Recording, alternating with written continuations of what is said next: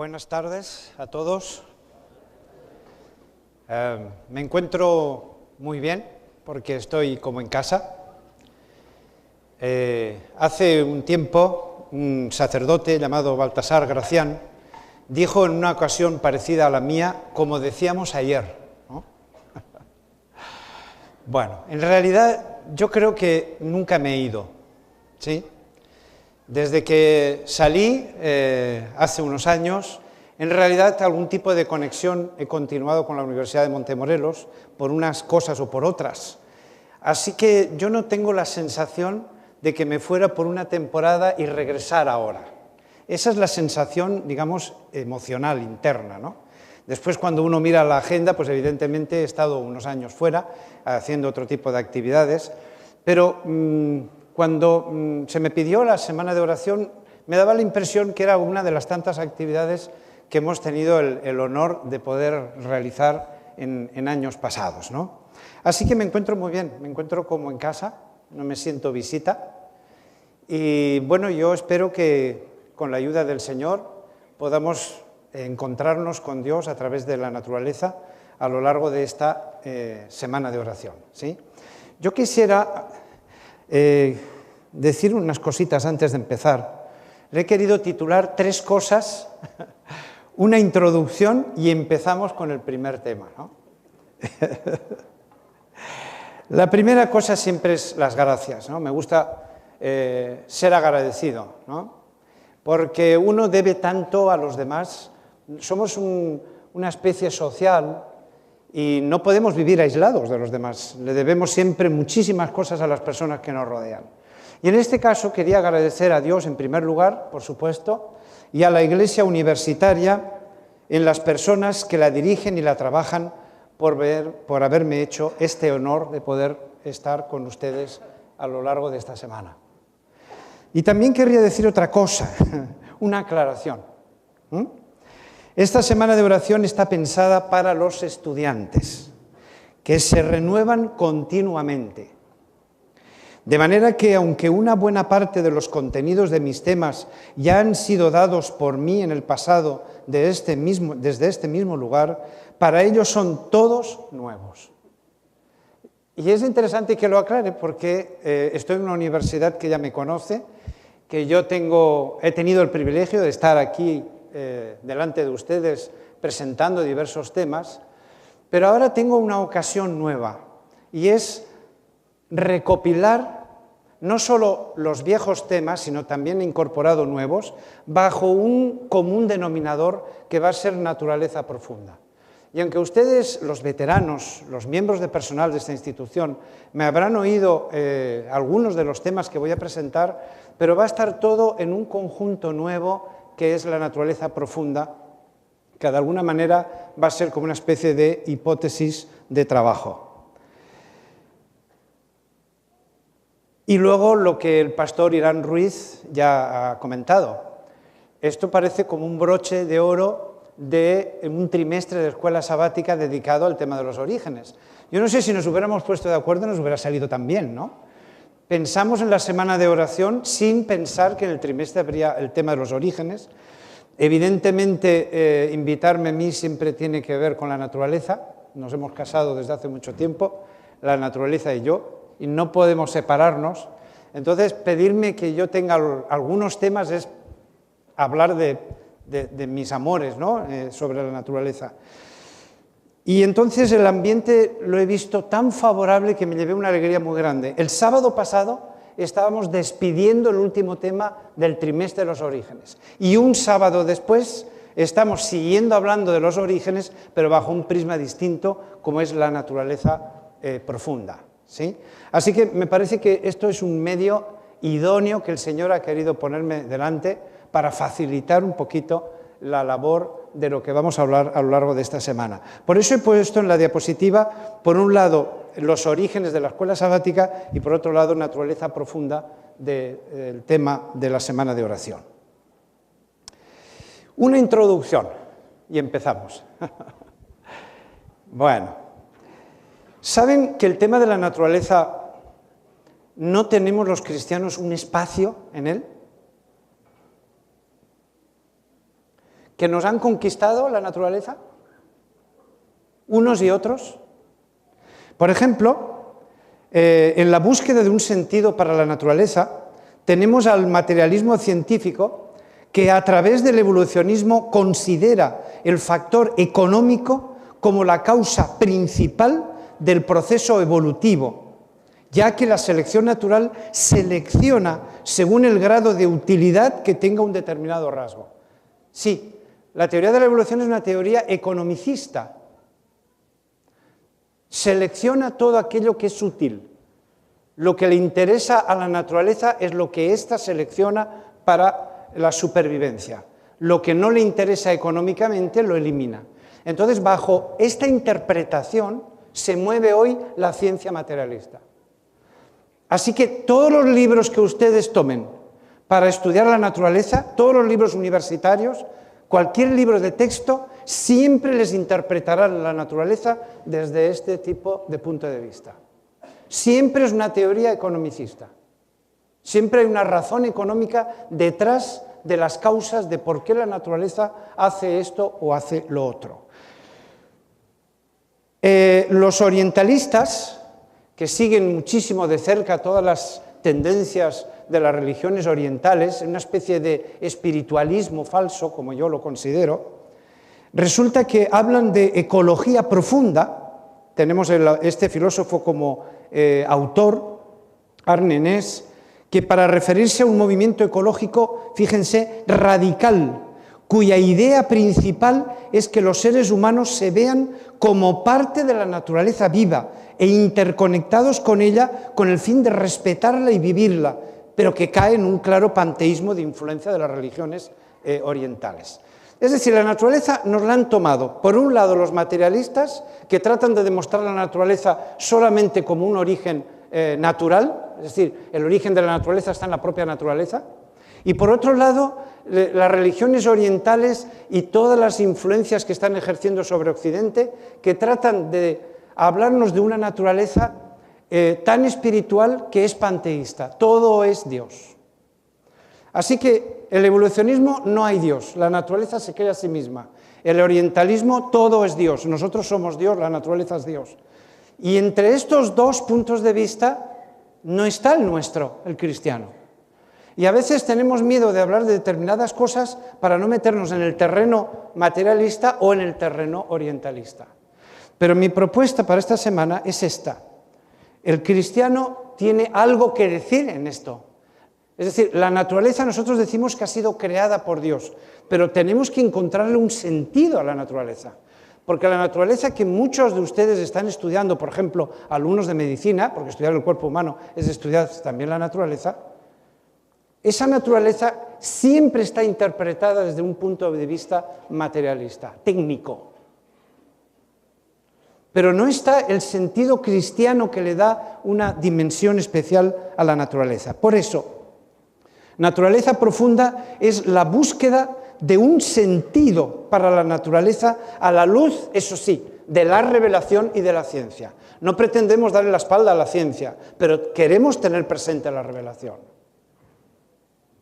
Naturaleza profunda es darle a la naturaleza otra mirada interpretativa, más filosófica y espiritual que la cartesiana de la ciencia cuantitativa habitual. Estamos habituados a ver la naturaleza solo desde el punto de vista técnico, material, que el materialismo científico nos muestra y nos enseña. Y no somos capaces de ver la naturaleza de otra manera.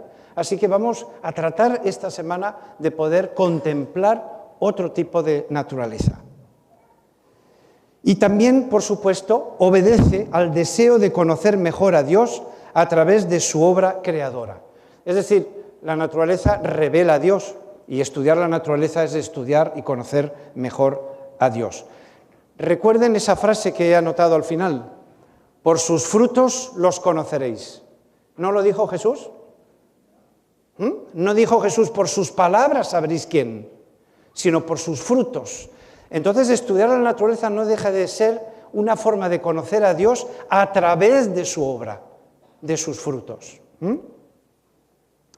Así que obedece, por lo tanto, al deseo profundo de encontrar a Dios. Miren qué dos textos de Elena G. White tan interesantes.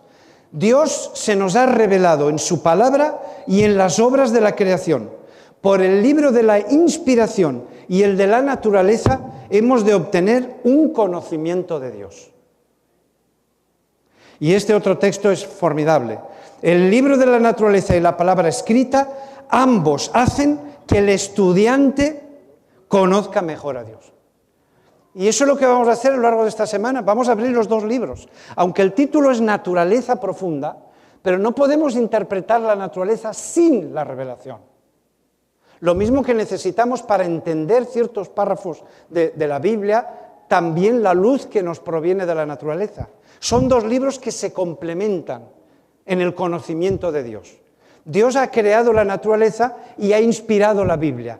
Por lo tanto, esos dos libros tienen al mismo autor. Así que abrir esos dos libros es llegar a conocer a Dios de una forma muy amplia. Y es lo que vamos a hacer. Le hemos llamado naturaleza profunda porque vamos a abrir el libro de la naturaleza más de lo que el cristiano acostumbra a hacerlo. Pero evidentemente vamos a abrir también el libro de la Biblia para complementar el mensaje que está escrito en la naturaleza. Yo me siento muy honrado por todo el escenario y todo lo que ha ido ocurriendo antes de tomar yo la palabra.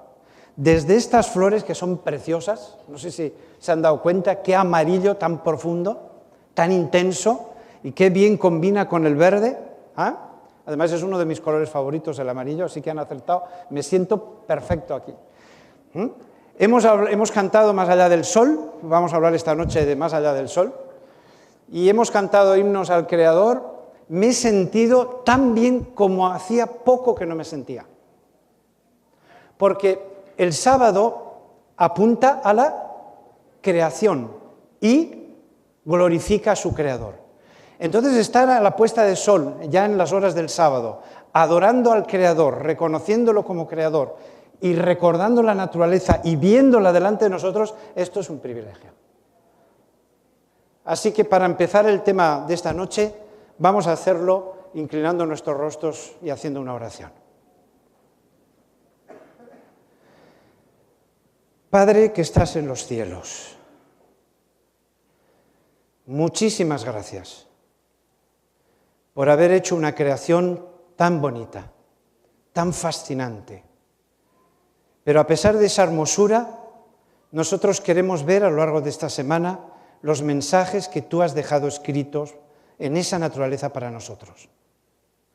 Nosotros estamos metidos en un mundo de pecado, estamos acostumbrados a ver las cosas desde una cosmovisión de pecado y va a ser muy difícil que nosotros podamos interpretar correctamente esa naturaleza que tú creaste. Por eso no queremos abrir el libro de la naturaleza y el libro de la Biblia sin pedir la participación de tu Santo Espíritu. Somos conscientes de nuestra limitación, pero sabemos que tú estás ahí, tú vas a protegernos, tú vas a estar con nosotros para ayudarnos a entender tu palabra. Por eso te pedimos de manera especial que envíes tu Santo Espíritu para que nos capacite, para que nos ayude a comprender y de esa manera poder descubrir la maravilla de tu gloria. Todo esto te lo pedimos en nombre de Jesús. Amén. Bueno, según el programa,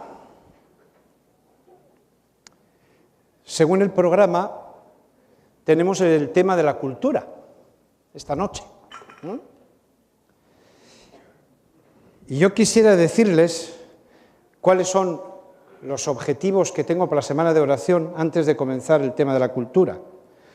Primero quiero aprovechar el marco de referencia que me ofrece la Semana de la Oración para reconocer y adorar al Creador de los cielos y de la tierra como al único ser digno de alabanza y de gloria. Es una oportunidad esta Semana de Oración para alabar a Dios, para reconocerlo como nuestro Creador.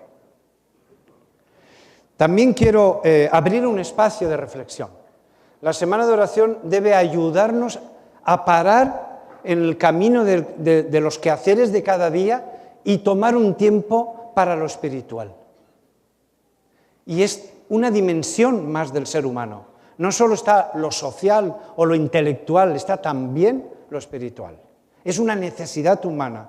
Y gracias a estos espacios que crea la Iglesia, estos espacios de reflexión, que podemos hacer que nuestra mente se pueda expandir en los temas espirituales. Y también tener una experiencia con Dios a través del libro de la naturaleza. Es un gran olvidado, lo van a poder ver a lo largo de los temas, un gran olvidado de los púlpitos, y yo diría casi también del aula, por mucho que enseñemos ciencias naturales, biología en el aula. Así que tener una experiencia con Dios a través del libro de la naturaleza. Y inspirar a los docentes que me están escuchando. ¿Para qué? ¿Inspirarlos para qué? Para que se animen a integrar la fe en la enseñanza. Van a tener una oportunidad en esta semana de oro para ver cómo integrar las ciencias naturales y la fe. Alguien me preguntó hoy, ¿cómo empezaste con el tema del creacionismo? ¿Cómo empezaste con todo esto? Pues tratando de integrar. Así empecé. Ante la necesidad de integrar en mis asignaturas de ciencias naturales mi fe, me di cuenta que había que investigar y que había que investigar y que había que investigar. Y me di cuenta que la naturaleza es tan profunda que es inabarcable, es como la palabra de Dios. Uno cuando estudia la Biblia tiene la sensación de que eso no termina nunca. Uno puede estar leyendo el mismo versículo año tras año y descubrir nuevas cosas. La naturaleza es igual. La naturaleza tiene la misma profundidad, la misma elegancia que la Biblia y la misma hermosura. Y cuando uno profundiza, está siempre encontrando perlas. Así que yo les animo a mis compañeros docentes que traten de incorporar en sus asignaturas su fe. Miren la experiencia de Job. ¿Lo han experimentado alguna vez, la experiencia de Job? Ustedes saben que Job es muy interesante, ¿no? Es un libro muy interesante, porque es un libro donde se empieza con una serie de desafortunados asuntos que llevan a Job cada vez a una vida peor, peor, peor, y empiezan a ocurrir una serie de catástrofes en su vida personal, a perder bienes materiales, bienes familiares, y bueno, los amigos vienen a ayudarle. y como amigos como esos, ¿verdad? Mejor no tener amigos, ¿no? Y cada uno trata de hacer lo mejor que puede. A veces los amigos, cuando tienes un problema, tratan de ayudarte, con buena intención, no estoy criticándolos, pero a veces, bueno, pues es mejor el silencio, ¿no? Y entonces el libro va transcurriendo de aquella manera. Y llega un momento en que Dios interviene. Y cuando Dios interviene, cuando uno está leyendo el libro de Job, dice, allá verás tú, como cuando aparezca Dios va a poner a cada uno en su sitio. Y uno espera cuando aparece Dios que va a decir esto y lo otro más allá, y se va a meter con lo que dijo fulano y mengano y sotano. Y cuando Dios se pone a hablar, dice, wow, ¿y esto? Parece que Dios no está escuchando todo lo que ha ocurrido en medio.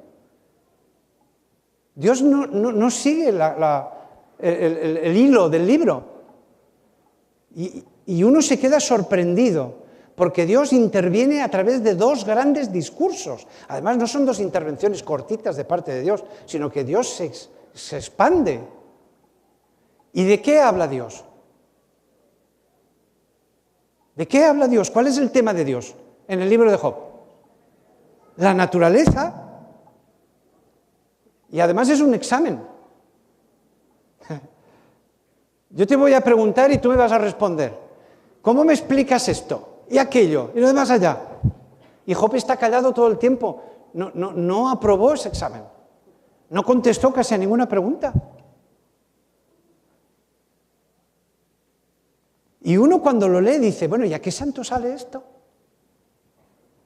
Si el libro está hablando de una serie de problemas muy profundos humanos.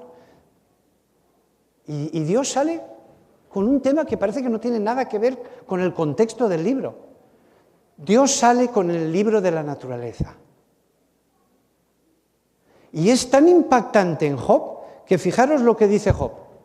Entonces Job respondió, después de haber visto el libro de la naturaleza, después que Dios mismo le abre el libro de la naturaleza, miren la respuesta de Job. Soy tan indigno, ¿qué responderé? Mi mano pongo sobre mi boca. Una vez hablé, pero no responderé más. Aún 2 veces, pero no seguiré hablando. Es decir, cuando Dios le hace un repaso del libro de la naturaleza, se da cuenta Job que no sabe nada. Pero no solo no sabe nada de la naturaleza, sino que no conoce a Dios. A través de las preguntas que Dios le va conduciendo a Job y de las reflexiones que esas preguntas desencadenan, Job se está dando cuenta que no conoce a Dios. Él pensaba que sabía quién era Dios, pero al verlo en las obras de la naturaleza, reconoce su ignorancia. Así que Dios vuelve un segundo discurso. Y después del segundo discurso, miren la respuesta de Job. Entonces Job respondió al Eterno: reconozco que todo lo puedes. Yo hablé de lo que no entendía, cosas tan maravillosas que no las puedo comprender. Fíjense qué humildad la de Job cuando se encuentra con toda la grandeza de Dios, cuando Dios abre el libro de la naturaleza ante él. Y esto lo he querido subrayar en amarillo. De oídas te había conocido, pero ahora mis ojos te ven. Ese es el poder del libro de la naturaleza. Que ustedes al abrirlo van a ver a Dios. Van a encontrarse con Él. La naturaleza no es un libro de teoría, es un libro práctico. Es un libro cargado de obras, de frutos. Por eso, por sus frutos los conoceréis. Vamos a aplicar ese consejo que nos dio Jesús, pero lo vamos a aplicar a Él mismo. Vamos a tratar de conocerle a través de sus obras. Y llegaremos seguramente a esta conclusión. De oídas te había conocido, pero ahora mis ojos te ven. Que Dios nos bendiga a lo largo de esta semana para que finalmente tengamos un encuentro con Dios, que es el gran objetivo de esta semana de oración. Y ahora, de rapidito, la cultura. Quería darles unos minutitos sobre cultura. ¿Y qué tiene que ver la naturaleza? Después de haber hecho una introducción sobre la naturaleza y la cultura, ¿a qué santo sale a la cultura ahora? Bueno, vamos a verlo, así rapidito. Va a ser un tema veloz. ¿Ustedes tienen idea de lo grande que es el universo? ¿Alguna vez han reflexionado en lo grande que es el universo? Es impresionante. Impresionante. Miren, la Tierra forma parte de un universo muy grande, formado por millones de galaxias, cada una con millones de estrellas y a enormes distancias unas de otras. No nos vale el sistema con que medimos las distancias en la Tierra. Hemos tenido que inventar el año luz porque las distancias son tan enormes que los kilómetros o las millas no nos valen para nada a la hora de medir las distancias. El universo es un lugar tremendamente grande. No hemos encontrado a través de la ciencia el final. Sigue siendo demasiado grande para nosotros. Cada vez que tenemos un telescopio más potente aparece una galaxia más lejos, y otra más lejos, y otra más lejos. Es inacabable. Así que Jesús, cuando nos habló de la parábola de la oveja perdida, nos dijo: ¿quién de vosotros, si tuviera 100 ovejas y perdiera una de ellas, no dejaría las 99 en el campo e iría a buscar la que se perdió hasta encontrarla? ¿Quiénes son las 99 ovejas? Cristo representa con la oveja perdida también al mundo apostatado. Dejó allá arriba los mundos que no habían pecado, los 99 que le amaban. Es muy interesante porque es una parábola que nos habla perfectamente de que el universo está plagado de mundos con seres como nosotros inteligentes. Así que no estamos solos, formamos parte de una gran familia, la familia del universo. Y Jesús vino a lo que se había perdido para rescatarlo. Y es este planeta lo que se ha perdido. Y al mismo tiempo eres tú y soy yo. En la Biblia hay muchos movimientos interplanetarios, muy interesantes. No vamos a poder hablar de ellos. Tenéis a un Enoc, que sale de la Tierra, no conoce la muerte y va hacia otro planeta. Tenemos el propio Elías, que es arrebatado en un carro de fuego. Los profetas explican las cosas como pueden, ¿de acuerdo? El profeta ve algo que no sabe muy bien qué es y lo trata de describir con los términos y el vocabulario de que dispone y lo describe según la cultura y su momento. Así que un carro, bueno, un carro de fuego, no sabía muy bien el autor cómo explicar eso que veía, ¿no? Y si no, el dibujo este que tenemos de la visión de Ezequiel, la gloria de Dios, que eso ahí no hay artista que sea capaz de pintarlo, del garimatías tan grande que hay. Cuando Ezequiel tiene la visión de la gloria de Dios, es impresionante como lo describe. Pero ahí lo dejo. El propio Jesús ascendió al cielo, marchó a otro lugar, y de ese otro lugar vendrá por segunda vez. Entonces, en la Biblia aparecen movimientos de salida y entrada de seres, por supuesto los ángeles, etc., ¿no? Entonces hay un trasiego entre la Tierra y el universo de seres que van y vienen. Por lo tanto, el universo, no estamos solos en el universo, aunque la ciencia no ha encontrado vida fuera de aquí.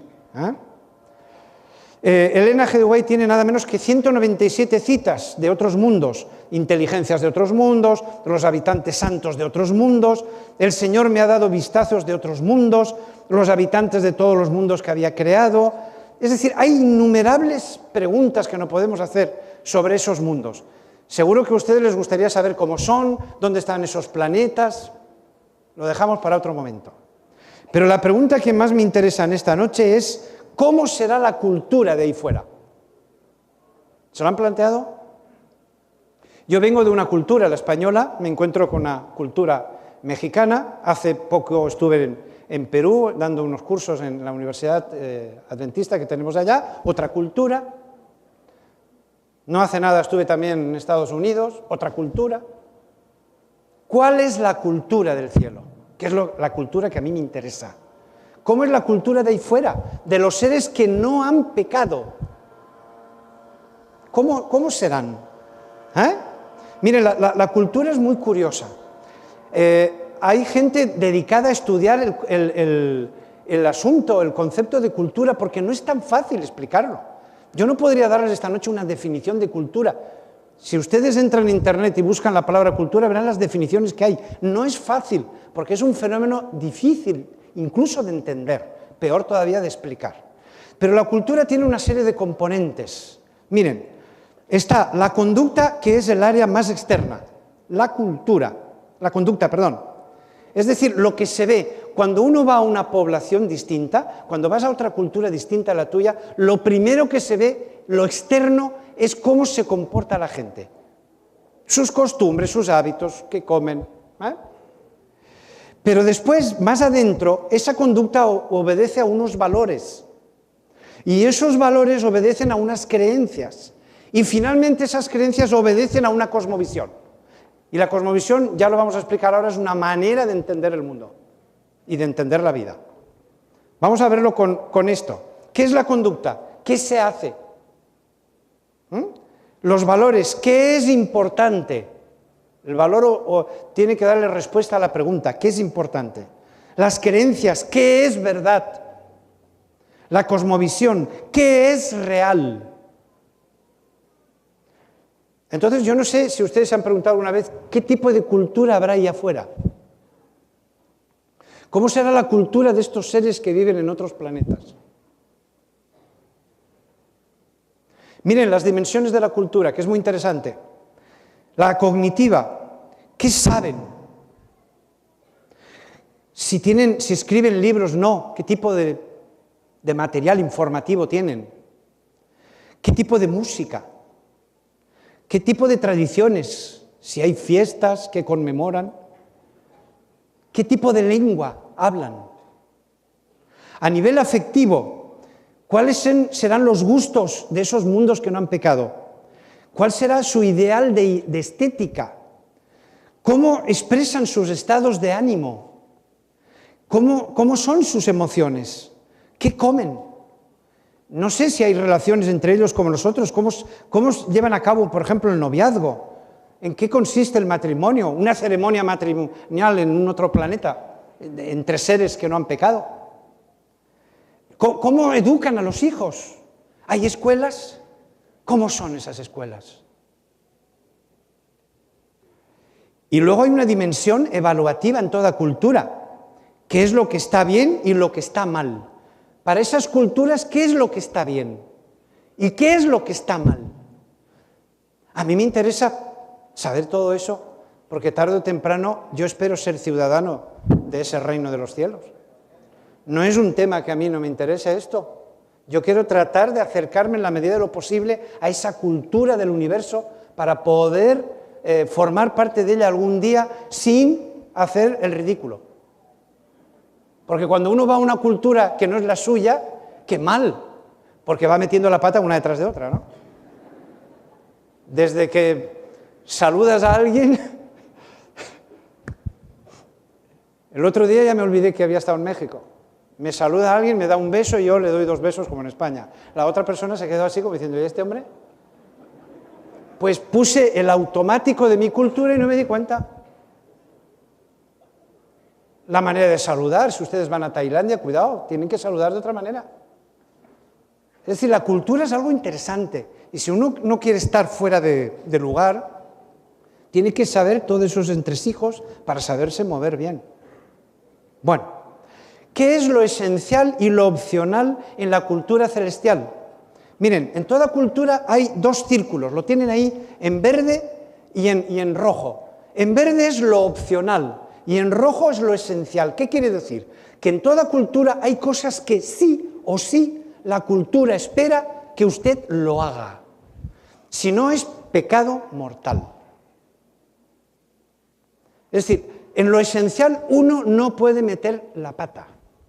No sé si se dice esa expresión incluso, que a veces ya no sé ya con las expresiones. En el lugar donde peor lo pasé fue en Argentina, porque no fui preparado para ir a Argentina. Entonces yo dije, bueno, no hay apuro, hablan la misma lengua, porque si uno va a un país con otra lengua, pues pasa apuro, porque ya la propia lengua es una barrera. Pero cuando fui a Argentina dije, bueno, esto no hay problema, hablan, está. Qué inocente. Cuando llegué allí, hablábamos la misma lengua, pero no nos entendíamos. Qué cosa, ¿no? Usábamos las mismas palabras, pero tenían un significado distinto. Entonces me tuve que cuidar, además yo fui como docente, la lengua es nuestra herramienta de trabajo, entonces había palabritas que me tenía que cuidar mucho porque sonaban muy mal, y esas palabritas en España se usan mucho, y entonces uno las tiene en la boca 2 por 3, estaba pidiendo perdón constantemente. Llevamos los muebles y me olvidé la caja de herramientas, y había que montarlos, entonces yo no sabía, sí que me fui a comprar herramientas, ¿no? No hubo manera de entendernos, no hubo manera. Acabé diciéndole, de eso, de aquello, póngame 10 de esto, porque yo usaba unos nombres para los utensilios distintos que allí. Entonces no había forma de entender. Lo que yo decía no me lo entendían y lo que ellos me decían yo no lo entendía. Diálogo de sordos, ¿no? Bueno, entonces, en toda cultura está lo esencial. Eso es importante conocerlo cuando uno va a una cultura nueva. ¿Qué es lo esencial ahí? ¿Qué es en lo que no puedes cometer un error? Porque lo esencial la cultura lo considera como algo importantísimo. No puedes cometer un fallo ahí, en el área de lo esencial. Y lo opcional es el grado de libertad que te da esa cultura para moverte. Y es bueno conocer los 2 círculos. Miren, hay culturas que lo esencial es muy chiquito y lo opcional es muy grande. De manera que la sociedad te pide o te exige muy poco y tú tienes un grado de libertad muy grande para moverte. Pero hay otras culturas que lo esencial es muy grande y lo opcional es muy chiquito. Y entonces tienes que conocer muy bien eso porque, en fin, podrías ponerte en problemas. El problema de esto es cuando tú viajas de un sitio donde lo esencial y lo opcional es diferente. Porque entonces, de verdad que es un problema. Aquellos que me están oyendo que han cambiado de culturas me van a entender. Cuando vas a otra cultura que no es la tuya, estás como un pulpo, dicen en mi tierra, en un garaje. No sabes cómo moverte, qué hacer, cómo hablar, cómo saludar. No sabes cuándo vas a hacer algo que no es correcto para esa cultura. Bueno, entonces mi idea es, si nosotros no llegamos a conocer la cultura del universo, ¿cómo nos vamos a mover? Hay algunos que piensan que en el día de la resurrección Dios nos va a transformar hasta tal punto que vamos a ser completamente diferentes en el sentido que ya el problema este estará resuelto. Pero eso no es así, ¿eh? Eso no es así. La resurrección no te transforma la mente, ni te llena la cabeza de conocimiento. Miren, estamos en una institución educativa. Lo primero que hizo Dios cuando creó a Adán y Eva fue llevarlos a la escuela, a ponerlos al día de la cultura del universo. Lo primero que hizo cuando creó a los primeros seres humanos fue enseñarles la cultura del cielo, ponerlos al día. Adán y Eva eran perfectos, imagínense, recién salidos de la mano del Creador, no faltaba ningún detalle, pero no sabían nada. No habían tenido papás para aprender, no habían tenido una escuela donde desarrollar la cultura. Entonces eran totalmente ignorantes, todo era novedoso, como unos niños, aunque tuvieran la apariencia de 25 años. Entonces se estableció una escuela modelo en el Edén, claro, el jardín del Edén era el aula, la naturaleza el libro de texto, el creador era el maestro, los padres de la familia humana los primeros alumnos. Y miren qué interesante, nuestro Padre Celestial dirigía personalmente su educación, se encargó personalmente de la formación de Adán y Eva. A lo mejor para que no hicieran el ridículo cuando salieran del planeta, claro. ¿Ustedes han pensado alguna vez en el encuentro que va a haber alguna vez con todos los seres que no han creado el universo? Seres que no han muerto, que no han envejecido, que tienen un nivel de conocimiento impresionante, que llevan siglos y siglos y milenios aumentando en conocimiento, en desarrollo tecnológico. Vamos a hacer el ridículo. Yo me estoy mentalmente preparando ya. Cuando allí alguien me presente como doctor, como ha hecho usted, pastor, yo diré, no diga nada, guárdeme el secreto. Porque como me inviten a hablar, se van a estar riendo constantemente cada cosa que diga. Nosotros nos creemos que somos... Y en la época de ciencia, no veas, somos increíbles. Pero cuando vayamos ahí, no vamos a saber nada. Así que Dios y los ángeles se encargó de ellos, es normal, es lo lógico. Dios crea a Adán y Eva y los forma, en base al conocimiento de la cultura de su época. Muy bien. ¿Qué es lo que quería hacer Dios de Israel? Pues lo mismo. Dios ha estado detrás de nosotros queriendo hacer lo mismo, ponernos a tono con todo el universo. Israel, os enseñé las normas y preceptos que el Eterno mi Dios me mandó, porque esta, lo he subrayado en amarillo, esta es vuestra sabiduría y vuestra inteligencia ante las naciones.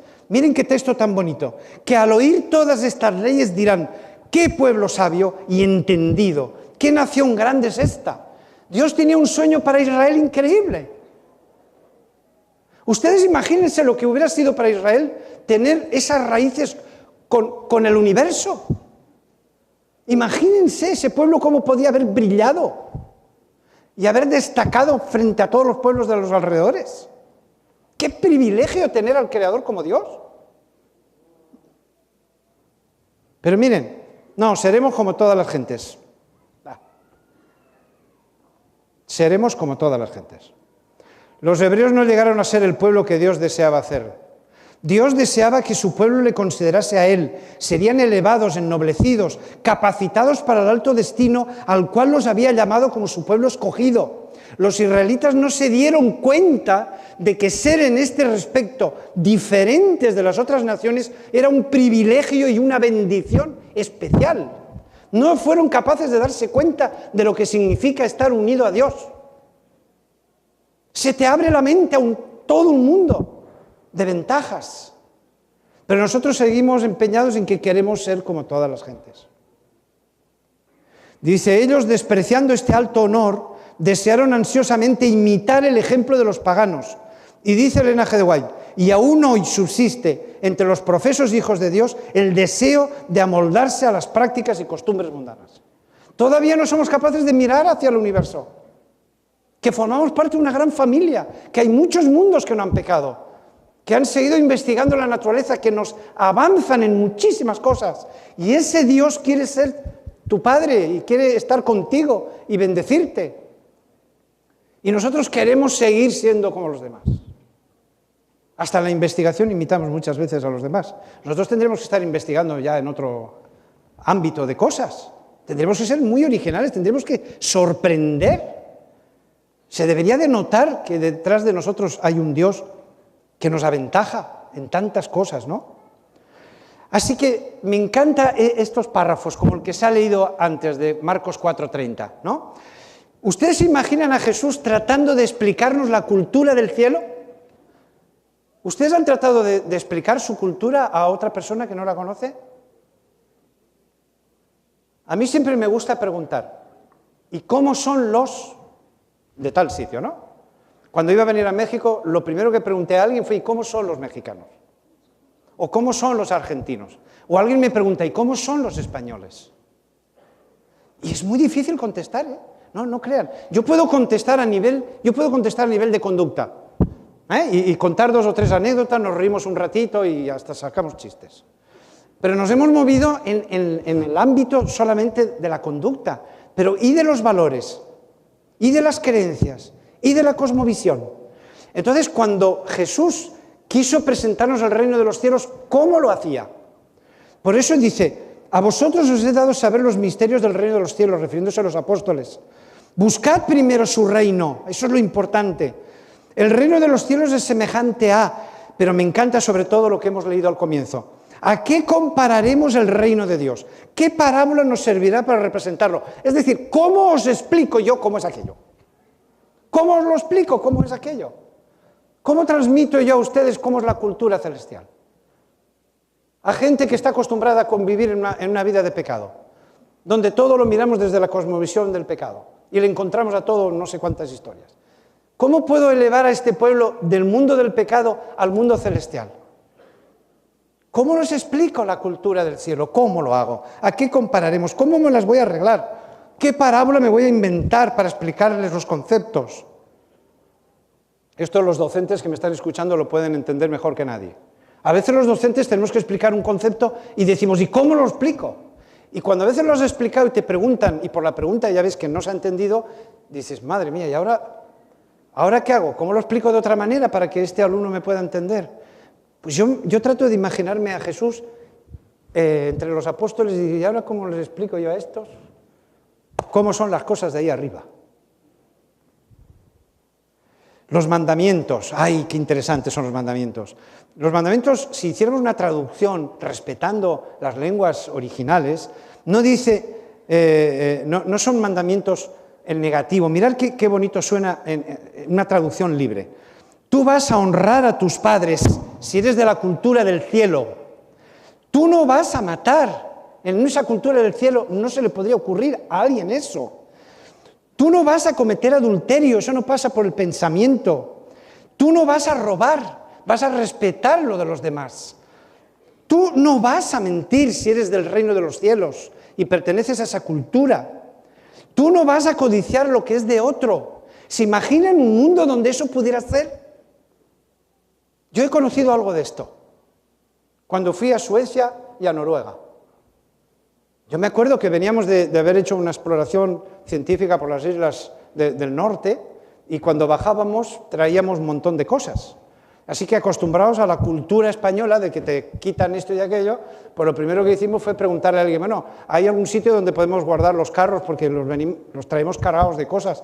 Si los dejamos en la calle, en volver del paseo turístico, los carros están vacíos. Y nos encontramos con un ciudadano que nos dijo, no, déjenlo en la plaza nada más. Dice, además no cierren el carro, si nadie lo va a tocar. Y dijo, ¿existe todavía eso en la tierra? Nada, el carro cargado de cosas lo dejamos, no faltó nada. Hay un respeto, yo no sé si sigue todavía esto porque hace unos años, un respeto por las cosas. Qué bonito es eso, donde uno sabe que se puede dejar aquí el reloj olvidado que mañana está aquí. No va a estar aquí, ¿no? Procuraré no dejarlo.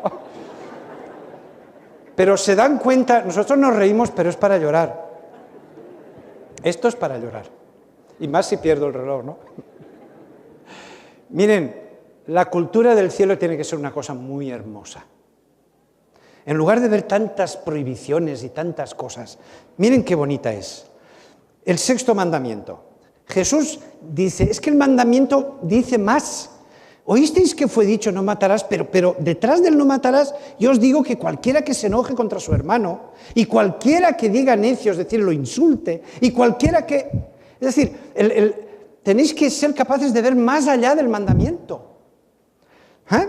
Y en el séptimo, oísteis que fue dicho no cometerás adulterio, pero la cultura celestial va más allá de eso. Cualquiera que mira a una mujer para codiciarla, bla, bla, bla, bla. Es decir, tenéis que mirar más lejos que la letra del mandamiento, no matarás. El insultar es matar. ¿Eh? Es decir, tenemos que ir más lejos que eso. El decir falso testimonio de alguien, todo eso está mal, está mal. Tenemos que mentalizarnos de que un ciudadano que está preparándose para el reino de los cielos, todo eso lo tiene que erradicar de su vida. Si queremos prepararnos para ese encuentro con el universo. Ponemos un ejemplo y termino. Dice Elena G. de White, pensemos en la crueldad hacia los animales que entraña la alimentación con carne y en su efecto en quienes los matan y en los que son testigos del trato que reciben. ¿Cuánto contribuye a destruir la ternura con que deberíamos considerar a estos seres creados por Dios? Yo creo que lo he contado ya en esta iglesia, así que los que lo conocen, lo siento. Por los que no lo conocen. En un congreso nos reunieron en mesas de estas redondas para que nos veamos todos y podamos platicar. Y yo observaba que había una mujer allí que no comía carne, que siempre que le traían un plato con algo de carne lo ponía a un ladito y no lo comía. Y hubo un momento que ya tenía tanta intriga de eso que yo le pregunté, porque ya me lo temía, la pregunta ya era toda intencional. Decía, ¿usted no come carne por salud o por principio? Y ella, una sonrisa, me dice, por supuesto que por principio. Dice, yo creo que debemos empezar a aprender a respetar a los animales. Hoy no necesitamos comernos para vivir. Dice, yo entiendo que puede haber una hambruna, puede haber unas épocas en donde necesitemos comer la carne para comer, pero dice, hoy hay vegetales para todo el mundo. Me dio una lección aquella mujer. La charla fue preciosa. Por principio. Nosotros seguimos discutiendo si los aminoácidos estos, aquellos, la vitamina B12, que si la carne, que si la leche, que si hay que seguir comiendo esto o aquello. Y estamos siempre con el tema de la salud, de la salud, de la salud. ¿Cuándo abriremos los ojos y veremos el tema que es un principio, el respeto a la vida? Tenemos que mirar más arriba y más lejos, no quedarnos en las cosas de esta tierra y ser capaces de ver por principio las cosas. Eso sí que es un cambio cultural. Miren, yo tengo mucha vergüenza de presentar lo que voy a hacer, pero lo tengo que presentar. Miren, esto yo lo he sacado de un periódico de España. Miren lo que dice, y en esto van a entender perfectamente el tema de la cultura. La tauromaquia es un arte, miren cómo lo ponen.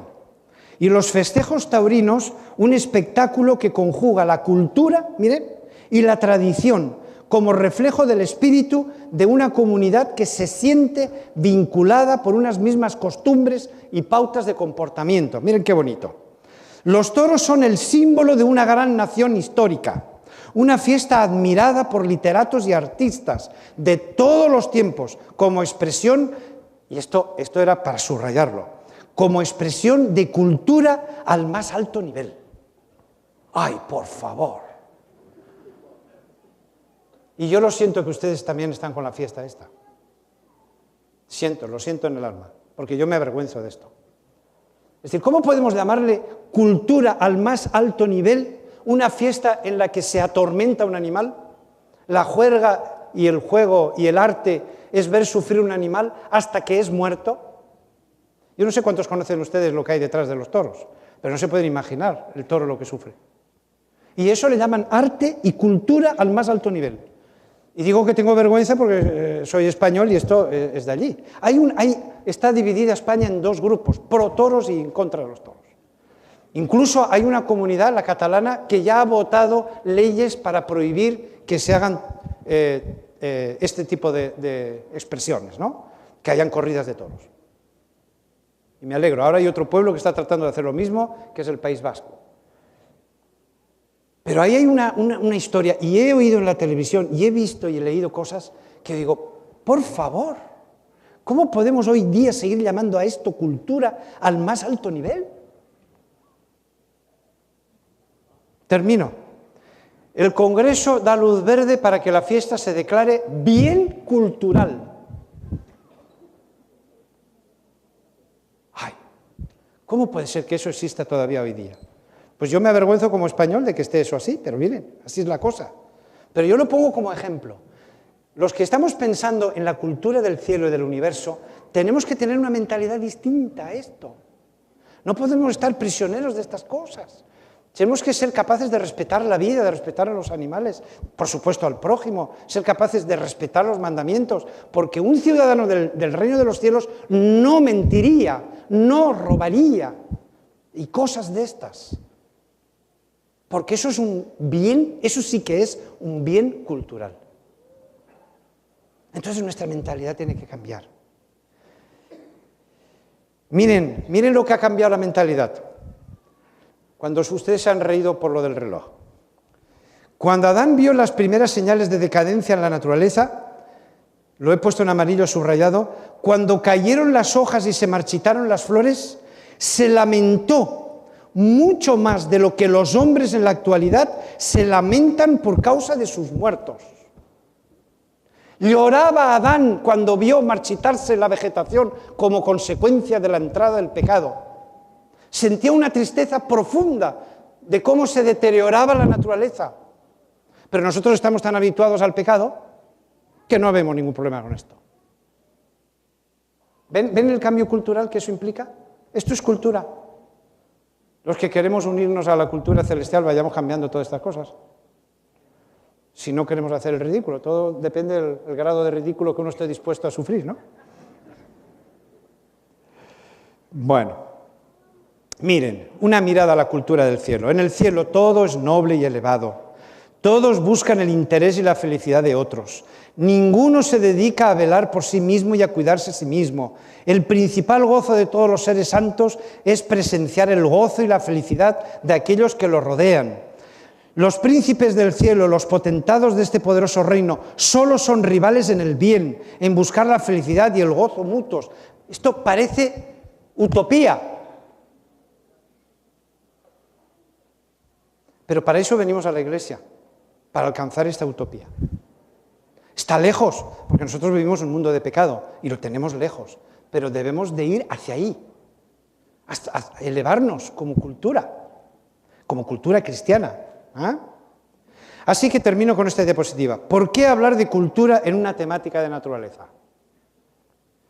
Pues porque la naturaleza está embebida, empapada de esa cultura celestial, por haber sido concebida y creada por el mismo autor que dio lugar a la ley por la que se rige la cultura del reino de los cielos.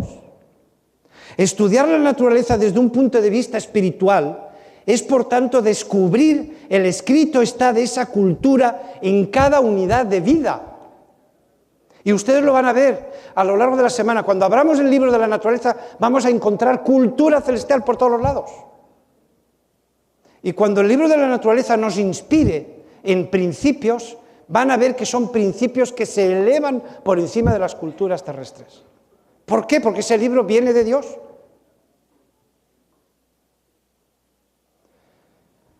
Concluimos aquí. La naturaleza promete muchísimo.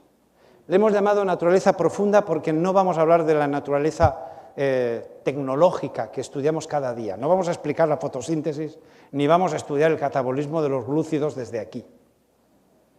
Sino que vamos a tratar de ver el mensaje espiritual que hay ahí detrás. Yo no sabía cómo llamarle, estuve buscando varios nombres. Teología de la naturaleza, estuve pensando en naturaleza espiritual. Bueno, y al final me decanté por naturaleza profunda, pero podemos buscarle otro nombre. Lo que yo quiero es referirme al mensaje espiritual que hay en la naturaleza. Y de eso vamos a hablar estos días. Que Dios nos bendiga mucho. Ha sido un placer estar con ustedes en este momento, también con los del Canal 70 de televisión y todos los que nos han estado siguiendo también por Internet.